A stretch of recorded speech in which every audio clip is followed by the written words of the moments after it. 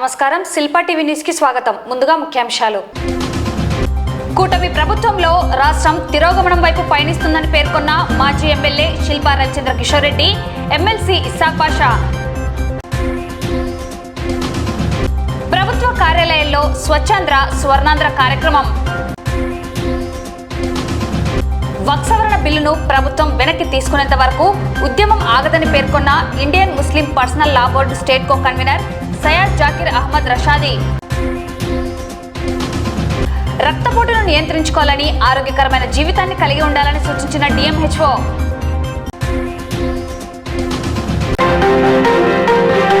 కూటమి ప్రభుత్వం అధికారం చేపట్టి సంవత్సర కాలం పూర్తి కావస్తున్నా ఆంధ్రప్రదేశ్ రాష్ట్రాన్ని ముఖ్యమంత్రి చంద్రబాబు నాయుడు, ఉప ముఖ్యమంత్రి పవన్ కళ్యాణ్ అభివృద్ధి చేయడం మరిచారని, రాష్ట్రం తిరోగమనం వైపు పయనిస్తుందని మాజీ ఎమ్మెల్యే శిల్పా రవిచంద్ర కిషోర్ రెడ్డి, ఎమ్మెల్సీ ఇస్సాక్ బాషా విమర్శించారు. శనివారం స్థానిక వైఎస్ఆర్సీపీ కార్యాలయంలో మాజీ ఎమ్మెల్యే అధ్యక్షతన మీడియా సమావేశం నిర్వహించి రాష్ట్రంలో కూటమి పాలనలో చేస్తున్న అరాచకాలను, దౌర్జన్యాలను, రెడ్ బుక్ రాజకీయాన్ని ప్రజలు గమనించాలని తెలిపారు. ఈ సందర్భంగా మాజీ ఎమ్మెల్యే శిల్పా రవిచంద్ర కిషోర్ రెడ్డి, ఎమ్మెల్సీ ఇస్సాక్ బాషా మాట్లాడుతూ కూటమి ప్రభుత్వం అధికారం చేపట్టి సంవత్సర కాలం కావస్తున్నా రాష్ట్రం అభివృద్ధిలో కనీసం ఒక్క అడుగు కూడా ముందుకు వెళ్లలేదని, అభివృద్ధి ఎక్కడా కానరాలేదని విమర్శించారు. ప్రజలు ఇచ్చిన సూపర్ 6 హామీల ఊసలేదని, వాటిని అమలు చేయాలని మాట్లాడిన నాయకులను, కార్యకర్తలను జైల్లోకి నెట్టడమే కూటమి ప్రభుత్వం తమ పనిగా చేస్తున్నదన్నారు. ఇది ప్రజాస్వామ్యంలో కూటమి ప్రభుత్వానికి సిగ్గుచేటని పేర్కొన్నారు. 40 సంవత్సరాల రాజకీయ అనుభవం మరియు అనేక సార్లు ముఖ్యమంత్రిగా పనిచేసిన ముఖ్యమంత్రి చంద్రబాబు నాయుడు అనుభవం ఎక్కడికి పోయిందని ఎద్దేవా చేశారు. ప్రజల దృష్టిని మరల్చేందుకు అనేక విషయాలను తెరలేపి వాటితో కాలం వెళ్లబుచ్చారని ఆరోపించారు. వైఎస్ఆర్సీపీ ప్రభుత్వంలో నిబద్ధతతో పనిచేసిన IPS మరియు IAS అధికారులపై కక్ష సాధింపు చర్యలకు పాల్పడుతూ వారిని నిర్దాక్షిణ్యంగా అరెస్టు చేయడం దుర్మార్గమైన చర్యలని, వీటిని తీవ్రంగా ఖండిస్తున్నామన్నారు. అదేవిధంగా గ్రూప్ 1 అధికారులను కూడా కూటమి ప్రభుత్వం వదలట్లేదని అన్నారు. జగన్మోహన్ రెడ్డికి మద్దతుగా ఉండేవారిని జైల్లో పెట్టడమే పనిగా చేసుకున్నారని, వైఎస్ఆర్సీపీ నాయకులపై అనేక చోట్ల కేసులు బనాయిస్తూ బెయిల్ వచ్చిన వెంటనే మరో చోట అరెస్టులకు పాల్పడుతూ మానసికంగా, శారీరకంగా ఇబ్బందులు పెడుతున్నారని తెలిపారు. సోషల్ మీడియా సైనికులపై కక్ష సాధింపు చర్యలను, అరెస్టులను చేయడం సరికాదన్నారు. లిక్కర్ స్కామ్లలో అరెస్టు చేయడం, ఇబ్బందులకు గురి చేయడం అప్రజాస్వామిక చర్యలన్నారు. కూటమి ప్రభుత్వంలో మద్యం వ్యాపారంలో అనేక రకాలైన అక్రమాలకు పాల్పడుతూ వైఎస్ఆర్సీపీ ప్రభుత్వంలో లిక్కర్ స్కామ్లంటూ తప్పుడు ఆరోపణలు చేయడం, అరెస్టు చేయడం తగదన్నారు. ఇటువంటి చర్యలను చేస్తున్న కూటమి ప్రభుత్వం ద్వారా ప్రజలకు ఏం సందేశం ఇవ్వాలనుకుంటున్నారో తెలియాల్సి ఉందన్నారు. ఇప్పటికైనా రాష్ట్రాన్ని అభివృద్ధి బాటలో నడిపించాలని కోరారు. నిజం గెలుస్తుందని, రాజ్యాంగ విలువలను కాపాడేందుకు నాయకులు కృషి చేయాలని హితవు పలికారు. సమావేశంలో నంద్యాల జిల్లా ఉపాధ్యక్షుడు దాల్మిల్ అమీర్, మాజీ బెస్త సంఘం director Chandrasekhar, YSRCP district sports person Anil Amritraj, councillor Basheed, మస్జిద్ తదితరులు పాల్గొన్నారు. రాష్ట్రంలో కూటమి ప్రభుత్వం ఏర్పడి సంవత్సర కాలం పూర్తవుతుంది. మరి ఈ సంవత్సర కాలం పాటు ఈ రాష్ట్రానికి ఈ కూటమి ప్రభుత్వం ఏం చేసిందంటే ఒక్కటంటే ఒక్కటి కూడా చెప్పుకోదగినటువంటి విషయాలు కానీ, పరిస్థితులు కానీ లేవు. ఈరోజు రాష్ట్రంలో ఒకవైపు అభివృద్ధిని పరుగులు తీస్తామని చెప్పేసి అధికారంలోకి వచ్చి అభివృద్ధి అంటే ఎక్కడా కూడా కానరాకుండా చేసినటువంటి పరిస్థితులు కనపడుతున్నాయి. మరోవైపు సూపర్ 6లు అమలు చేస్తామని చెప్పేసి అధికారంలోకి వచ్చి ఈరోజు సూపర్ 6ల గురించి ఎవరైనా మాట్లాడితే వాళ్ళని కూడా జైల్లో పెడతాము అనే బెదిరింపు గురి చేస్తున్నటువంటి పరిస్థితులు మనం చూస్తాం. మరి రాష్ట్రంలో గత 12 నెలలుగా మనం చూస్తూ ఉంటే చెప్పుకోదగినటువంటి ఒక్కటంటే ఒక్కటి కూడా లేకపోవడం అనేది నిజంగా ఏ ప్రభుత్వానికైనా సిగ్గుచేటు. పైపెచ్చుగా 40 సంవత్సరాల ఎక్స్పీరియన్స్ ఉంది. ఈ రాష్ట్రానికే అత్యధిక సంవత్సరాలు ముఖ్యమంత్రిగా చేసినటువంటి వ్యక్తి నడుపుతున్నటువంటి ఈ కూటమి ప్రభుత్వంలో చెప్పుకోదగినటువంటి ఒక్కటంటే ఒక్కటి కూడా లేకపోవడం అనేది నిజంగా ఈరోజు కూటమి పార్టీలు అన్నీ కూడా సిగ్గుతో తలదించుకోవాల్సినటువంటి పరిస్థితి. ఈరోజు ప్రజలు ఎక్కడ ప్రశ్నిస్తారో అని చెప్పేసి నెలకు ఒకసారి లేదా 2 నెలలకు ఒకసారి ఏదో ఒక రకంగా టాపిక్ని డైవర్ట్ చేయాలి, టాపిక్ని పక్కకి తీసుకెళ్ళాలి. ప్రజలకి అసలు వీళ్ళు చేసినటువంటి వాగ్దానాలు గుర్తు రాకుండా చేయాలంటే ఏదో ఒకటి అడ్డదారిలో ఒక మాటలు జరపాలన్న ఉద్దేశంతో కనపడతాం.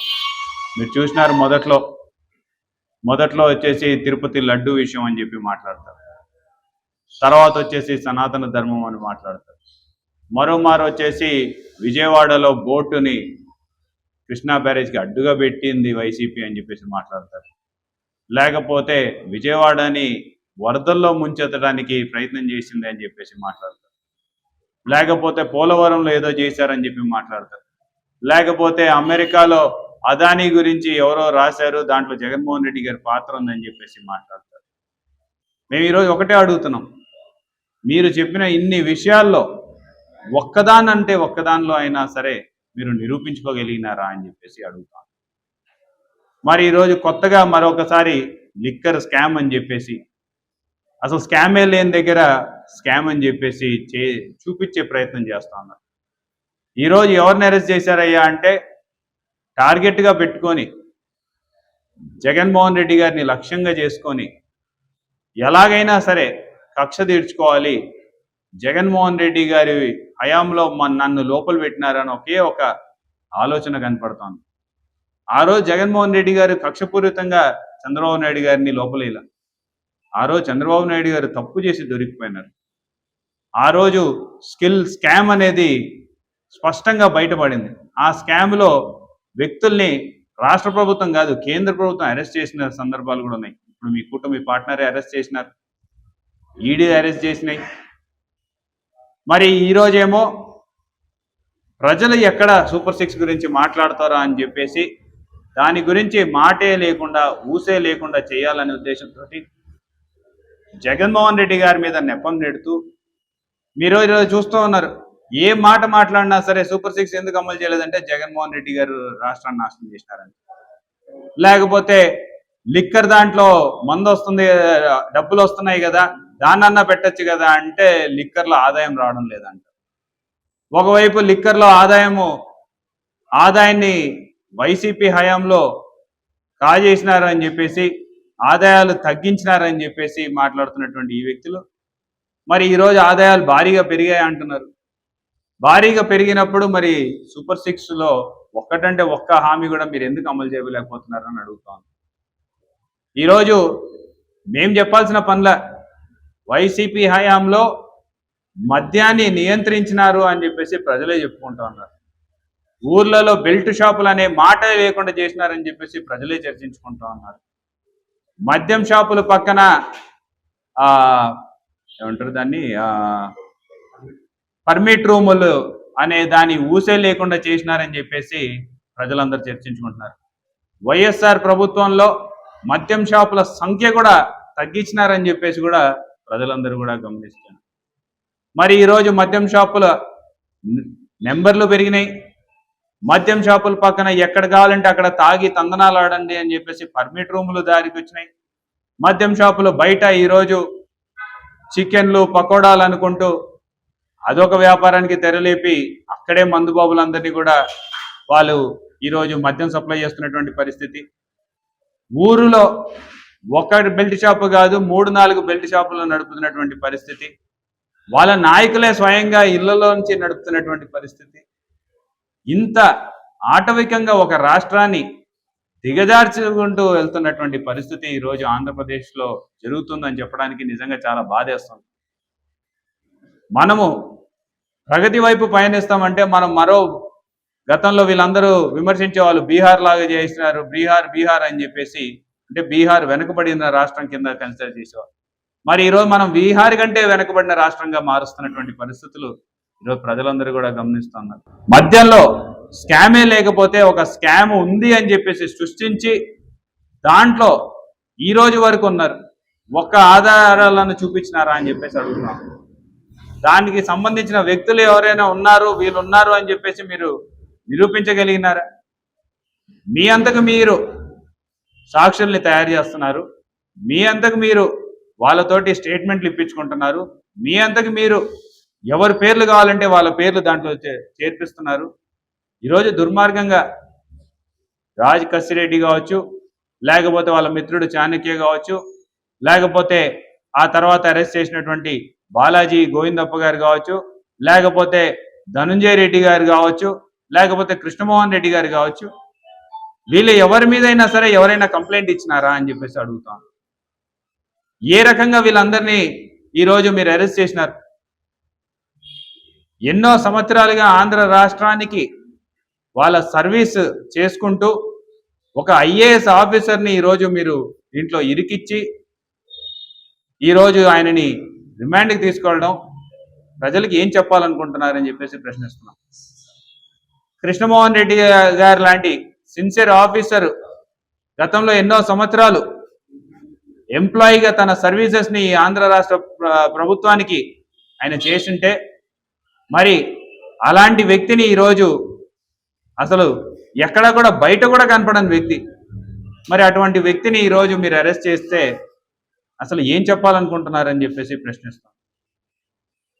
మరి ఈరోజు స్కామ్ జరిగింది అని చెప్పేసి ఎవరు చెప్పడంలా, ఎంతసేపు ఉన్నా సరే మీకు ఎవరైతే టార్గెట్ చేసుకున్నారో, ఎవరైతే మాట్లాడతారో, రేపొద్దున జగన్మోహన్ రెడ్డి గారి పక్కన ఎవరైతే బలంగా ఉంటున్నారో అది పొలిటికల్గా కాకపోయినా సరే వాళ్ళందరినీ కూడా లోపల పెట్టాలి, ఒక భయంకరమైన వాతావరణం సృష్టించాలి అని చెప్పేసి ఒక ప్రయత్నం ఈరోజు జరుగుతూ ఉంది.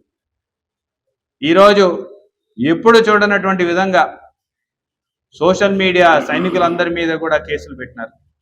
ఒక్క కేసు కాదు, ఒకేసారి 10 చోట్ల 15 చోట్ల కేసులు పెడతారు.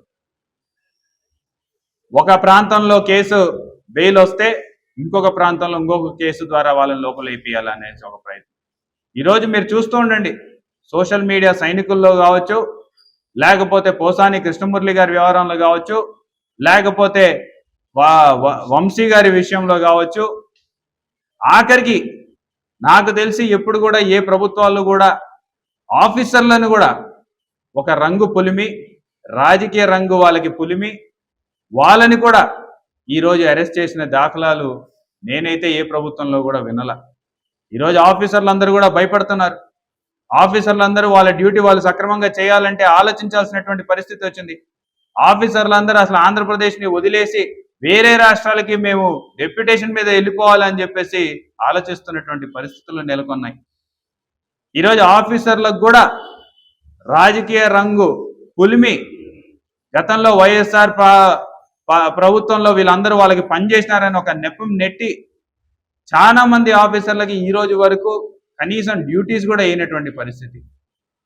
పోలీస్ ఆఫీసర్లు అయితే చాలా మంది ఈ రోజు వరకు కూడా వాళ్ళని డ్యూటీలోటి లేకపోతే వాళ్ళకి ఎక్కడ కూడా డ్యూటీ వేయకుండా అడ్డుపడుతున్నటువంటి పరిస్థితి. ఎందుకంటే కేవలం ఆ రోజు వాళ్ళు వైఎస్ఆర్ ప్రభుత్వంలో వాళ్ళు డ్యూటీ చేశారని. అంటే ఎంప్లాయీస్ అనగా డ్యూటీలు చేయరా అని చెప్పేసి అడుగుతాను. మొన్న సీతారామాంజనేయులు గారిని IPS officer, senior most IPS officer, ఒక రెప్యుటేషన్ ఉన్నటువంటి ఆఫీసరు, గతంలో రాయలసీమలో ఫ్యాక్షన్ నిర్మూలనకి కృషి చేసినటువంటి ఆఫీసరు, ఆయనను తీసుకెళ్లేసి లోపల పెట్టినారు. దాదాపు కూటమి ప్రభుత్వం ఏర్పడి దగ్గర సంవత్సరం కావస్తూ ఉంది. ఏం చేశారా ప్రజలకు మేలు, ఏం చేశారా బాబు ప్రజలకు మేలు అంటే వినాశనం, విధ్వంసం, రెడ్ బుక్ పాలన తప్ప ఆంధ్ర రాష్ట్ర ప్రజలకు చేసింది ఏమీ లేదు. రాష్ట్రాన్ని ఎంత వేగంగా తిరోగమనం దిశలో తీసుకుపోవాలో అంత వేగంగా తీసుకుపోతాం. నేను చెప్పక తప్పని పరిస్థితి, ఆంధ్ర రాష్ట్రాన్ని భారతదేశంలో అత్యంత లీస్ట్కు తీసుకుపోయిన వ్యక్తి ఈ కూటమి ప్రభుత్వం. ఆ వ్యక్తి చంద్రబాబు నాయుడు అని చెప్పేసి ఖచ్చితంగా చెప్పక తప్ప. ఏ ఒక్క వాగ్దానాన్ని కూడా వాళ్ళు నెరవేర్చకుండా మాయమాటలు చెప్తూ ప్రజలను మభ్యపెడుతూ సూపర్ సిక్స్లు అని చెప్పేసి గద్దెక్కి ఈరోజు వరకు దాని జోలికి పోకుండా చేసుకుంటూ ఉంటాం. కేవలం లోకేష్ గారు చెప్పినట్లు రెడ్ బుక్ అమలు చేస్తామని చెప్పేసి దాని మీద వేధింపులు వేధింపులు వేధింపులు. ఇప్పుడు కొత్తగా రాజకీయ నాయకులకు వేధింపులు వదిలేసి ఆఫీసర్ల మీద పడ్డం కూడా జరుగుతాం. ఏమాత్రం కేసుకు సంబంధం లేని వ్యక్తులు వాళ్ళతో కూడా వాళ్ళ మీద కూడా ఈ రెడ్ బుక్ రాజ్యాంగాన్ని అమలు చేస్తూ వాళ్ళ మీద కేసులు పెట్టడం జరిగింది. రిటైర్డ్ ఐఏఎస్ ఆఫీసర్ అయినటువంటి ధనంజయ రెడ్డి గారు కానీ, రిటైర్డ్ ఆఫీసర్ అయినటువంటి కృష్ణమోహన్ రెడ్డి కానీ ఈ లిక్కర్ దాంట్లో ఏం సంబంధం? వీళ్ళు ఇంతకుముందు ఈ లిక్కర్ అంటే దానికి సంబంధించిన శాఖలో ఏమన్నా పనిచేశారు? ఏమీ లేదే. వాళ్ళకేం సంబంధం? కేవలం కక్ష సాధింపు చర్యలు తప్ప వేరే ఏమీ లేదు. 3 రోజులుగా విచారణ చేశారు, ఎంక్వైరీ చేశారు. 7 గంటలు 13 గంటలు ఏమీ లేదు. ఎవిడెన్స్లు ఏమీ చూపెట్టకపోవడం, మళ్ళీ అరెస్ట్ చేయడం, తీసుకుపోవడం, చెప్పడం. వాస్తవంగా చెప్పాలంటే చంద్రబాబు నాయుడు లిక్కర్ అత్యంత ఘోరంగా అమ్ముతున్న వ్యక్తి మనం అందరం చూస్తూ ఉన్నాము. అదే ఇంతకుముందు జగన్మోహన్ గారి ప్రభుత్వంలో లిక్కర్ గవర్నమెంట్ ద్వారా జరిగేది. ఇప్పుడు లిక్కర్ను ప్రైవేట్ వ్యక్తుల ద్వారా చేస్తూ ఉన్నారు. బెల్ట్ షాపులు ఏ రకంగా ఉన్నాయో నేనైతే చెప్పాల్సిన పని లేదు. ఈ సంవత్సరంలో ప్రతి వ్యక్తికి నీళ్లు దొరుకుతాయి దొరకవో కానీ ఎనీ టైం లిక్కర్ అయితే ఖచ్చితంగా దొరుకుతామని చెప్పేసి చెప్పక తప్పని పరిస్థితి. కేంద్ర రాష్ట్ర ప్రభుత్వాల సూచనల మేరకు నెలలో 3వ శనివారం అన్ని ప్రభుత్వ కార్యాలయాల ఆవరణంలో అధికారులు, సిబ్బంది స్వచ్ఛాంధ్ర స్వర్ణాంధ్ర కార్యక్రమం చేపట్టడం జరిగింది. ఇందులో భాగంగా రాష్ట్ర మంత్రి ఫరూక్ స్వచ్ఛాంధ్ర స్వర్ణాంధ్ర కార్యక్రమంలో ముఖ్య అతిథిగా హాజరై మొక్కలు నాటారు. కార్యక్రమ ప్రాధాన్యతను తెలియజేశారు. అలాగే నంద్యాల మున్సిపల్ కార్యాలయంలో commissioner Niranjan Reddy, assistant commissioner, కౌన్సిలర్లు, మున్సిపల్ అధికారులు, సిబ్బంది పాల్గొని కార్యాలయం ఆవరణంలో శుభ్రం చేసి మొక్కలు నాటారు. అదేవిధంగా నంద్యాల అర్బన్ తహసీల్దార్ కార్యాలయ ఆవరణంలో అధికారులు, సిబ్బంది పరిసరాలను శుభ్రం చేసి మొక్కలు నాటారు. పర్యావరణ పరిరక్షణకు అందరూ కృషి చేయాలని, వేసవి తాపాన్ని, భూతాపాన్ని తగ్గించేందుకు ప్రతి ఒక్కరూ మొక్కలు నాటి వాటిని పరిరక్షించాలని అధికారులు సూచించారు.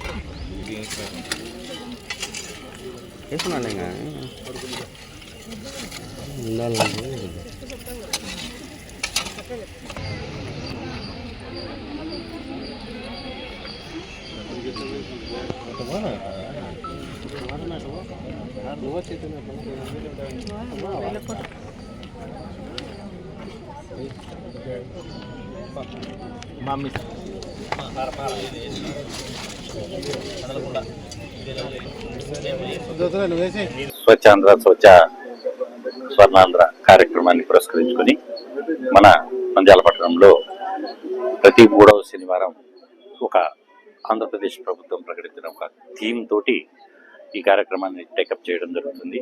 మరి ఈ నెలలో బీట్ ద హీట్ అనే కార్యక్రమాన్ని నిర్వహించడం, మరి దానికి మన గౌరవనీయులు, మన ప్రియతమ మంత్రివర్యులు శ్రీ ఎన్ఎండి ఫరూక్ గారు, అలాగే గౌరవ కౌన్సిలర్ గారు, మరి ఈ వార్డు ఏరియాకు సంబంధించిన మహిళలు, అదేవిధంగా పట్టణం పెద్దలు, ప్రముఖులు అందరూ కూడా హాజరై ఈ కార్యక్రమాన్ని జయప్రదం చేయడానికి వచ్చినందుకు వాళ్ళందరికీ కూడా శుభాకాంక్షలు తెలియజేస్తూ, ఈ సందర్భంగా మన నంద్యాల పట్టణంలో ఈ బీట్ ద హీట్ కార్యక్రమాన్ని, అంటే వేసవి తాపాన్ని తగ్గించే కార్యక్రమం ఇది. అంటే దీని ద్వారా పెద్ద వయసు వాళ్ళు, చిన్నపిల్లలు ఈ ఎండ వేడికి తాళలేక ఆరోగ్య సమస్యలను ఫేస్ చేస్తున్నారు. మరి ఇది సరైన సమయం, ప్రజల్ని చైతన్యవంతం చేయడానికి ఇది సముచితమైన థీమ్ అన్న ఆలోచనతోటి ఈ థీమ్ను రేపు రానున్న నెలలో థీమ్ను ముందుకు తీసుకొచ్చి ఈ నెలలో ఉన్న నీరు మీరు కార్యక్రమాన్ని నెక్స్ట్ మంత్కి తీసుకోవడం జరిగింది. మరి ఈ కార్యక్రమం యొక్క ముఖ్య ఉద్దేశం అంటే బీట్ ద హీట్, ఎండ తీవ్రతలకు ఎటువంటి ఇబ్బంది కలగకుండా ఉండడానికి, పర్యావరణం పరిరక్షించుకోవడానికి చెట్లను నాటే కార్యక్రమం చేస్తున్నారు. ఇది చాలా మంచి కార్యక్రమం. దీనివల్ల ఏమవుతుందంటే వాయు కాలుష్యం కూడా తగ్గిపోతుంది. అదేవిధంగా ప్రజలకు పొద్దున రాబోయే తరాల వారికి మంచి నీరునిచ్చి దాని నుంచి మంచి కార్యక్రమం జరుగుతుంది. కావున ప్రతి ఒక్కరూ రోజు ఖచ్చితంగా మనం కూడా పర్యావరణం మీద శ్రద్ధ చూపించి ఒక 10 నిమిషాలు మనం కేటాయించి వాతావరణం మీద కూడా మనం మంచి బాధ్యతతో ఉండాలని కోరుకుంటున్నాను. ముఖ్యంగా గౌరవ కలెక్టర్ యొక్క ఆదేశాల మేరకు మన ప్రభుత్వము ఈ సాసా ప్రోగ్రాం అంటే స్వచ్ఛాంధ్ర స్వర్ణాంధ్ర ప్రోగ్రాంని చాలా ప్రతిష్టాత్మకంగా చేపట్టడం జరుగుతూ ఉంది. ప్రతి నెల కూడా 3వ శనివారము ఈ కార్యక్రమాన్ని రాష్ట్ర వ్యాప్తంగా అన్ని చోట్ల చేస్తున్నారు. ముఖ్యంగా మన జనవరి నుంచి కూడా ఈ కార్యక్రమాన్ని మనము జరుపుకుంటున్నాము. అయితే ఈ సాసా ప్రోగ్రాంలో ముఖ్యంగా ఈ శానిటైజేషన్ ఇష్యూస్, పరిశుభ్రత, పచ్చదనం పరిశుభ్రత కార్యక్రమం విధంగా మనం చేయాల్సి ఉంది. ముఖ్యంగా ప్రతి చోట కూడా ఈ క్లీన్నెస్ మెయిన్గా ఉన్నట్టు చూసుకోవాల్సిన అవసరం ఉంది. సో ప్రతి నెల కూడా ఒక థీమ్ లాగా ఇస్తూ ఆ థీమ్లో ముఖ్యంగా గౌరవ ముఖ్యమంత్రి గారు కూడా ప్రతి నెల 3వ శనివారం ఒక చోట పార్టిసిపేట్ చేస్తూ ప్రజలను ఉత్తేజపరుస్తూ ఈ స్వచ్ఛ సంకల్పంతో ముందుకెళ్తున్నారు. కాబట్టి ఈరోజు మన గౌరవ కలెక్టర్ గారి యొక్క ఆదేశాల మేరకు ఈ సాసా ప్రోగ్రాంని జిల్లా వ్యాప్తంగా నిర్విఘ్నంగా చేయడానికి ప్రణాళిక రూపొందించి మేడం గారు చాలా ఆదేశాలు ఇచ్చి ఉన్నారు. అందులో భాగంగా ఈరోజు వైద్య ఆరోగ్య శాఖ తరఫున ఈ థీమ్ వచ్చి ఈ నెలకు ఎక్కువ సమ్మర్ ఉంది కాబట్టి, ఎండలు ఎక్కువ ఉన్నాయి కాబట్టి బీట్ ద హీట్ అని చెప్పేసి ఈ ఎండవేడిమి వల్ల ఎక్కువగా ఈ ఎండ మనకు హీట్ స్ట్రోకు, సన్ స్ట్రోకు, దాని వద్ద వడదెబ్బ తగలడము, తర్వాత మరణాలకు జరిగే అవకాశం ఉంది. కాబట్టి ప్రజలను ముఖ్యంగా అప్రమత్తం చేసి ఎండకు గురి కాకుండా, తద్వారా సన్ స్ట్రోక్, వడదెబ్బ గురి కాకుండా చెప్పాల్సిన బాధ్యత మా మీద ఉంది. కాబట్టి ప్రజలందరినీ కూడా చైతన్యవంతం చేసి ముఖ్యంగా ఎండకు తిరగకోకుండా ప్రజలు మామూలుగా 11 నుంచి ఈ ఎండ ఎక్కువ ఉన్నప్పుడు ఈవినింగ్ 4 o'clock లోపల ఆ పీరియడ్ డేంజరస్ పీరియడ్ కాబట్టి అంతవరకు మనం బయట తిరగకోకుండా చూసుకోవాల్సి ఉంది. ఏ పనులు ఉన్నా కూడా వెంటనే ముగించుకొని త్వరగా రావాల్సిన అవసరం ఉంది. అలాగే ముఖ్యంగా ఈ దుస్తులు, ముఖ్యంగా పొడి దుస్తులు ధరించడము, కాటన్ దుస్తులు ధరించడము, తర్వాత ఎక్కువగా నీరు, మజ్జిగ కానీ నీరు కానీ తాగడము, ఓఆర్ఎస్ పాకెట్స్ ప్రతి చోట కూడా మేము ఇస్తున్నాము. అర్బన్ ఏరియాలో యూపీఎస్లో ఆశా వర్కర్ల ద్వారా ఇంటింటికి ఇస్తున్నాం. అలాగే రూరల్ ఏరియాస్లో ఆశా వర్కర్ల ద్వారా ఇంటింటికి ఇస్తున్నాం. ఉపాధి కూలీలు కానీ, లేబర్స్ కానీ, మన వ్యవసాయ కూలీలు కానీ ఎక్కడికి వెళ్ళినా కూడా ఓఆర్ఎస్ పాకెట్స్ ఖచ్చితంగా తీసుకొని చెప్తున్నాం. ముఖ్యంగా ఈ రోజు ఏంటంటే మన కలెక్టర్ గారు నిన్న మనకి ఇచ్చిన టెలికాన్ఫరెన్స్ లో ఇచ్చిన ఆదేశాల మేరకు కంపల్సరీగా పిఎస్సిలో ఒక నోటీస్ బోర్డు ఉండాలి. ఆ బోర్డులో మనకు ప్రతి నెల జరిగే ప్రోగ్రామ్ ని ఒక ఫోటో లాగా తీసి అక్కడ థీమ్ రాసేసి ప్రతిజ్ఞ కూడా చేయాలి. సో ఇలాగ ప్రతి ఒక్క అవగాహన ఇస్తూ మన హాస్పిటల్లో ఉన్న చెత్త చెదారం కానీ, శానిటేషన్ కానీ, వాటర్ కానీ, డ్రింకింగ్ వాటర్ కానీ, సేఫ్ డ్రింకింగ్, హార్వెస్ట్ కానీ, అండ్ రూమ్స్ కానీ, ప్రతి ఒక్క రూమ్ డిజిటల్ సిస్టమ్ అంతా మొత్తం మన డిజిటల్ ఇండియా లాగా డిజిటల్ సిస్టమ్ అంతా ఈహెచ్ఆర్ ఎలక్ట్రానిక్ హెల్త్ రికార్డు అంతా ఆ విధంగా మెయింటైన్ చేయాలని చెప్తూ ఒక వేస్టేజ్ కానీ ఎక్కడ కానీ లేకుండా పరిసరాలు శుభ్రంగా ఉండేట్లు చూసుకోవాలి. టాయిలెట్స్ కూడా నీట్ గా ఉండాలి. ప్రతి చోట మనకు ఫినాయిల్ కానీ అన్ని ప్రతి అవైలబుల్ ఇస్తున్నారు గవర్నమెంట్. అవన్నీ వాడకంతో మన పిఎస్సి నీట్ గా ఉంచాలి. పేషెంట్లు కూడా మంచిగా ప్రేమతో రిసీవ్ చేసుకోవాలి. సో ప్రతి ఒక్క జనాలలో మన హాస్పిటల్లో కూడా ఒక ఆహ్లాదకరంగా దేవాలయం లాగా మనకు వాళ్ళకి సర్వీస్ ఇవ్వాలి. ప్రజలను వచ్చిన వాళ్ళని కూడా ఇటువంటివన్నీ ప్రతి ఒక్కటి మాకు తెలియజేశారు. కావున ఈ రోజు మనం ఈ ప్రోగ్రామ్ కూడా విజయవంతం చేస్తూ మన డిఎంహెచ్ఓ సార్ గారి సహకారము అండ్ ఏవో సార్ సహకారంతో ఈరోజు ప్రోగ్రామ్ విజయవంతం చేసి మనము ఈ జనాలకు కూడా అవగాహన కల్పిస్తూ ఈ ప్రోగ్రామ్ నాకు ఈ అవకాశం ఇచ్చినందుకు ధన్యవాదాలు. Thank you sir. ముఖ్యంగా ఈరోజు మన రాష్ట్ర ప్రభుత్వము స్వచ్ఛాంధ్ర స్వర్ణాంధ్ర ఎస్ఏ అనే ప్రోగ్రాంను ప్రతి నెల 3వ శనివారము పటిష్టాత్మకంగా జరుపుకుంటోంది. ఈ స్వచ్ఛాంధ్రలో భాగంగా ప్రతి మండల కార్యాలయంలో వారి యొక్క సిబ్బందితో వారి పరిసరాలన్నింటినీ శుభ్రం చేసుకొని అందరూ స్వచ్ఛాంధ్ర పాల్గొనాలనేది అది నేషనల్ వైడ్గా రాష్ట్ర వ్యాప్తంగా జరుగుతున్న ప్రోగ్రాం ఇది. కాబట్టి ఈరోజు ఈ తహసీల్దార్ అర్బన్ నంద్యాల కార్యాలయం వల్ల అందరము ఈ యొక్క కార్యక్రమంలో పాల్గొని మేము మా పరిసరాల్లో ఉన్నటువంటి అన్ని చెత్తను మొత్తం శుభ్రం చేయడంతో పాటు మొక్కలు నాటడం జరిగింది. అదేవిధంగా చలివేంద్రాన్ని కూడా ఏర్పాటు చేయడం జరుగుతుంది. కాబట్టి ఈ ప్రోగ్రాం అన్ని అందరం మేము పార్టిసిపేట్ చేసి జరుపుకుంటున్నందుకు మేము చాలా హ్యాపీగా ఫీల్ అవుతున్నాము. ఇదే విధంగా ప్రతి మండల హెడ్ క్వార్టర్లోనూ ప్రతి చోట ఇదే విధంగా ఈ ప్రోగ్రాంను సక్సెస్ చేసి మన రాష్ట్రానికి మంచి పేరు తీసుకురావాలనేది మన అందరి ఆకాంక్ష. కావున ప్రతి ఒక్కరూ దీనిలో పాల్గొనవలసిందిగా విజ్ఞప్తి చేస్తూ మాకు అవకాశం ఇచ్చినందుకు థ్యాంక్ యూ. కేంద్ర ప్రభుత్వం ప్రవేశపెట్టిన వక్ఫ్ సవరణ బిల్లును ప్రభుత్వం వెనక్కి తీసుకునేంత వరకు Indian Muslim personal law board ఆధ్వర్యంలో చేపట్టిన ఉద్యమం ఆగదని state co convener Syed Zakir Ahmed Rashadi పేర్కొన్నారు. నంద్యాల సాయిబాబా నగర్లోని కూబ్రా మసీద్ నందు నంద్యాల మజ్లిసుల్ ఉలామా వల్ అయ్యమ్మ నంద్యాల శాఖ ఆధ్వర్యంలో నంద్యాల జిల్లాలోని ఇమాముల సంఘం ముఖ్య సమావేశం నిర్వహించారు. ఈ కార్యక్రమానికి ముఖ్య అతిథిగా Muslim personal law board state co convener Syed Zakir Ahmed హాజరయ్యారు. ఈ సందర్భంగా వారు మాట్లాడుతూ నంద్యాల జిల్లా నందు ముస్లిం సమస్యలపై ముస్లిం పర్సనల్ లా బోర్డు ఆధ్వర్యంలో పోరాటాలను నిర్వహించడం జరుగుతుందన్నారు. వక్ఫ్ సవరణ బిల్లును కేంద్ర ప్రభుత్వం వెనక్కి తీసుకునేంత వరకు పోరాటాలు కొనసాగిస్తామని తెలియజేశారు. ఇందులో భాగంగా ఈ నెల 25వ తేదీ నిర్వహించే హ్యూమన్ చైన్ నిరసన కార్యక్రమాన్ని ముస్లింలు జయప్రదం చేయాలని కోరారు. ప్రతి ఒక్కరూ తమ ఇళ్ల నుండి బయటకు వచ్చి శాంతియుతంగా నిరసన కార్యక్రమం నిర్వహించాలని విజ్ఞప్తి చేశారు. ఇమాముల సంఘం మరియు మసీదు కమిటీల ఆధ్వర్యంలో పోరాటం చేస్తామన్నారు. నంద్యాల జిల్లా ఇమాముల సంఘం అధ్యక్షులు అమ్జద్ బాషా సిద్దికి, మౌలానా మహబూబ్ బాషా, మౌలానా అబ్దుల్, అదీ మౌలానా అబ్దుల్, మస్జిద్ అమీర్, జమియతే రఫీ, మహమ్మద్ ఇలియాస్, నంద్యాల జిల్లా ప్రాంతంలోని మసీదుల ఇమాములు, మసీదు కమిటీ సభ్యులు పాల్గొన్నారు.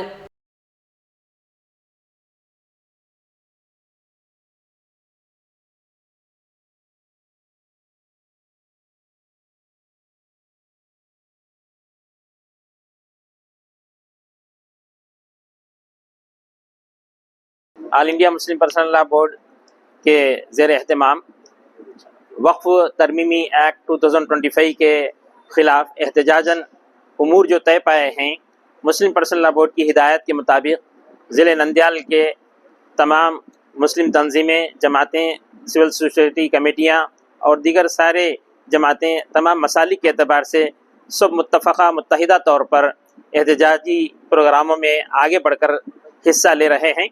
शहर नंदयाल आज पहुंचना हुआ।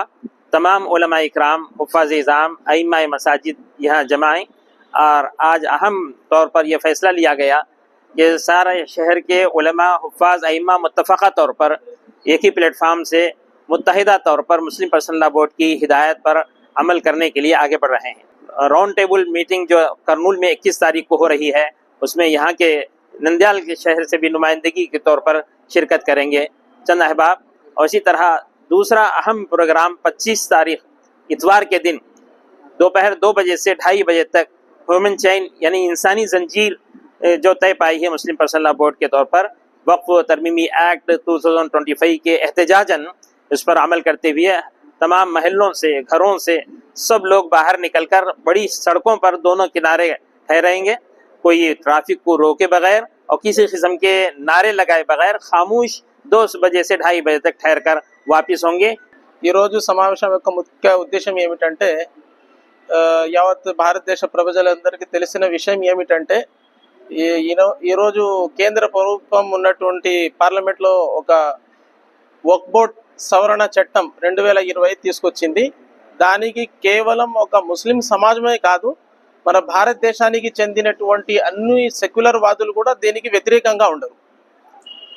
దీనికి నిరసనగా, దానికి వ్యతిరేకంగా Muslim personal law board, all India Muslim personal law board platform ద్వారా ఈ వ్యతిరేక నిరసన ఉద్యమం కూడా కొనసాగుతుంది.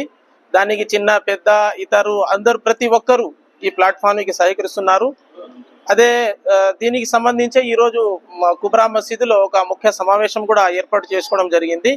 అందరికి ప్రత్యేకంగా గౌరవ అతిథులుగా మన all India Muslim personal law board యొక్క మెంబరు, అదే విధంగా కో కన్వీనర్ కూడా, ఈ ఉద్యమానికి సంబంధించి కో కన్వీనర్ అయిన మౌలానా జాకిర్ అహ్మద్ ఖాన్ సాహబ్ రషాది గౌరవులు వచ్చి ఉన్నారు.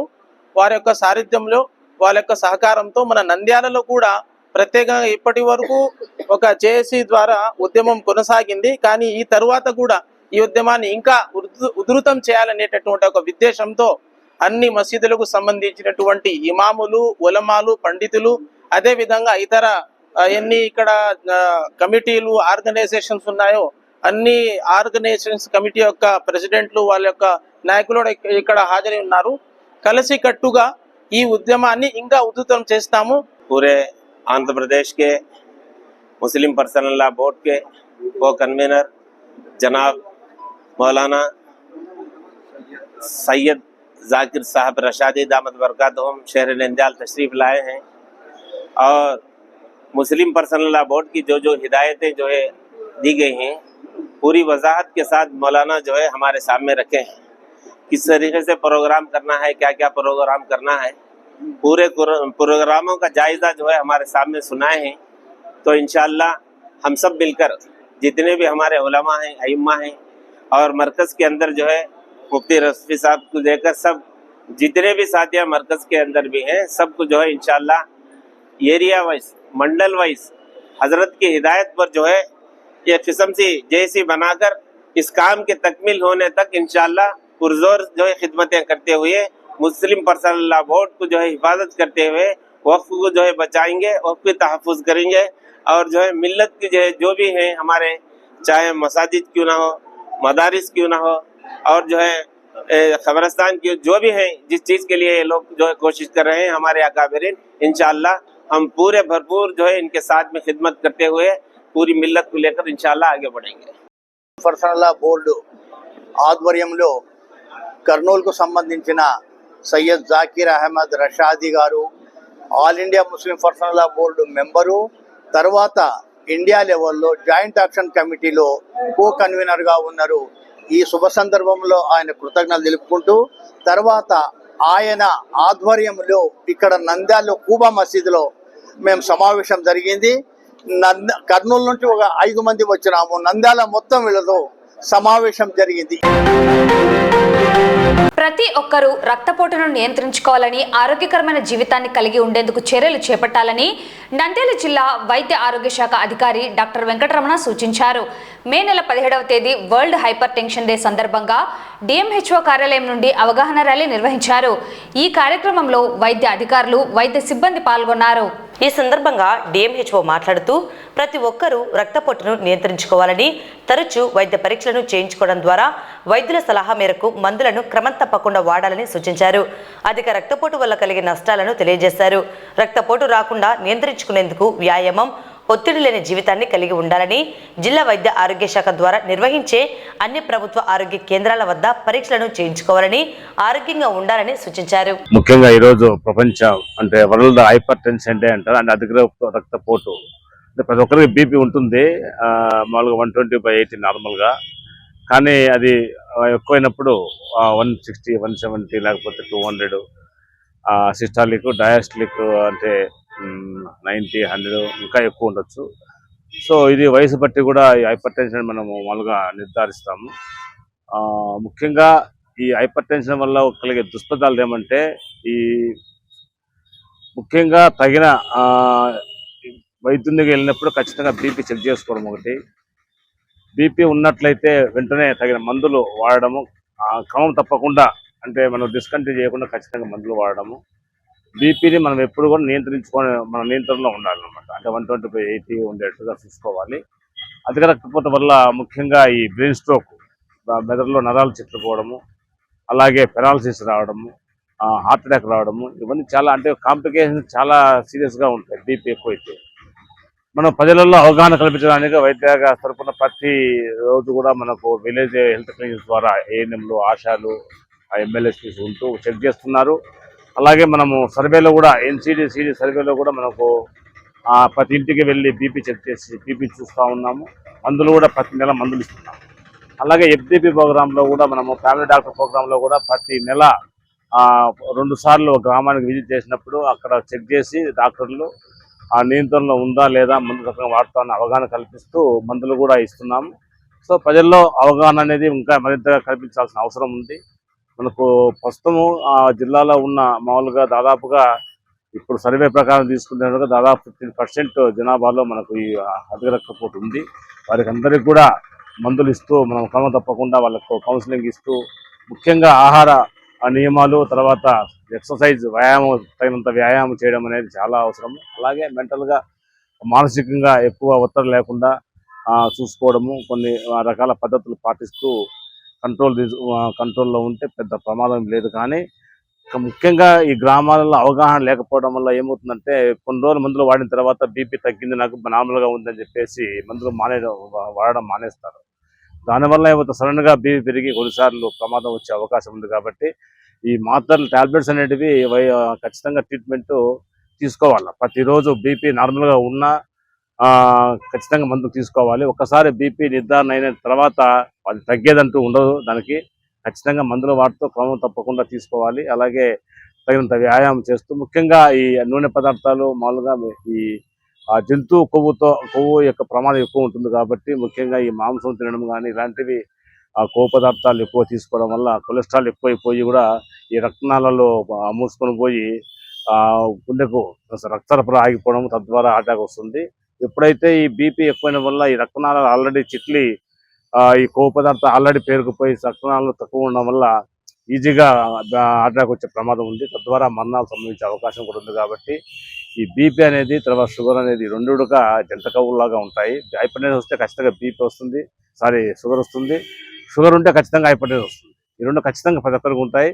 కానీ కొందరు ఏమవుతున్నారు, నాకు షుగర్ లేదు ఓన్లీ బీపీ అంటుకుంటారు. కానీ ఖచ్చితంగా ఒక 2-3 years తర్వాత ఖచ్చితంగా ఏదో ఒకటి రెండు అటాక్ అవుతాయి. కాబట్టి క్రమం తప్పకుండా పరీక్ష చేయించుకోవాలి.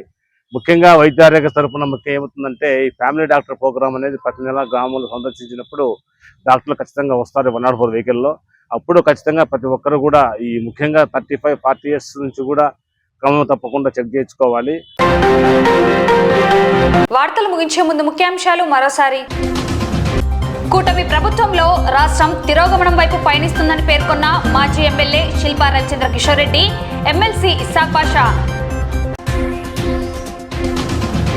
ప్రభుత్వ కార్యాలయాల్లో స్వచ్ఛాంధ్ర స్వర్ణాంధ్ర కార్యక్రమం. వక్ఫ్ సవరణ బిల్లును ప్రభుత్వం వెనక్కి తీసుకునేంత వరకు ఉద్యమం ఆగదని పేర్కొన్న Indian Muslim personal law board state co convener Syed Zakir Ahmed Rashadi. రక్తపోటును నియంత్రించుకోవాలని, ఆరోగ్యకరమైన జీవితాన్ని కలిగి ఉండాలని సూచించిన DMHO. ఈ వార్తలు ఇంతటితో సమాప్తం. నమస్కారం.